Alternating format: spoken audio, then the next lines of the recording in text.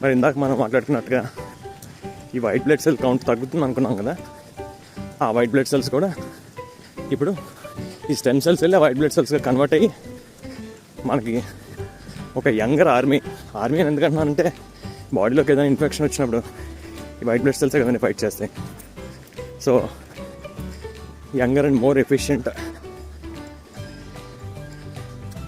White blood cells అనేవి form అవుతాయి. ఇది ఒక అంటే ఇమ్యూనిటీ రీసెట్ లాంటిది. బాడీ స్కాన్ చేసుకొని వీక్గా ఉన్న సోల్జర్స్ని పీకి పారేసి మంచి స్ట్రాంగ్ సిక్స్ ప్యాక్ ఉన్న సోల్జర్స్ని రిక్రూట్ చేసుకున్నట్టు అనమాట.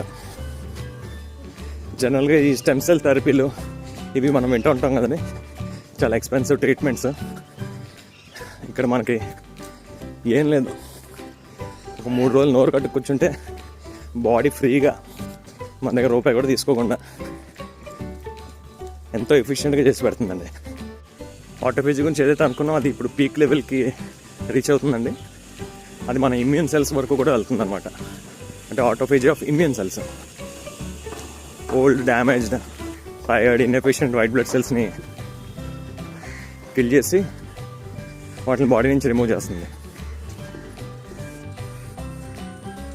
లాస్ట్ 48 hours అంటే 2 days దాటిన తర్వాత ఇంకా హంగర్ అనేది పూర్తిగా చచ్చిపోద్దండి. అసలు హంగర్ గురించి మర్చిపోవచ్చు. 3 days కాదు, మనం 1 week 10 days చేసినా సరే ఆకలి అనేది 80% లేదు. బాడీ కంప్లీట్గా కీటోసిస్లోకి వెళ్ళిపోతుంది. ఫ్యాట్ బర్నింగ్ అనేది చాలా అగ్రెసివ్గా జరుగుతూ ఉంటుంది. నీరసం కానీ ఆకలి కానీ ఏది ఉండదండి. ఈ డీప్ ఫాస్టింగ్ స్టేట్లో నా హార్ట్ కూడా నా మాట వింటలేదండి. Zone 2 రన్నింగ్ అనేది చాలా కష్టంగా ఉంది. Zone 3లోకి వెళ్ళిపోతుంది ఎప్పటికప్పుడు.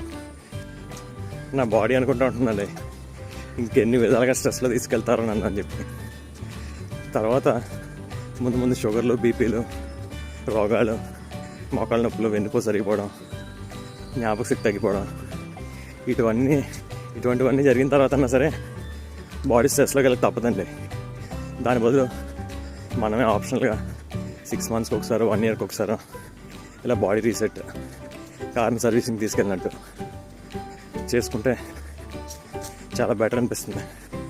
ఓకే దెన్, కొంచెం బిజీ స్కెడ్యూల్ ఈరోజు. వీలైన త్వరగా మళ్ళీ అప్డేట్ పెట్టడానికి ట్రై చేస్తాను. ఒకవేళ కుదరకపోతే మాత్రం at the end of 72 hours ఖచ్చితంగా పెడతాను. బాయ్.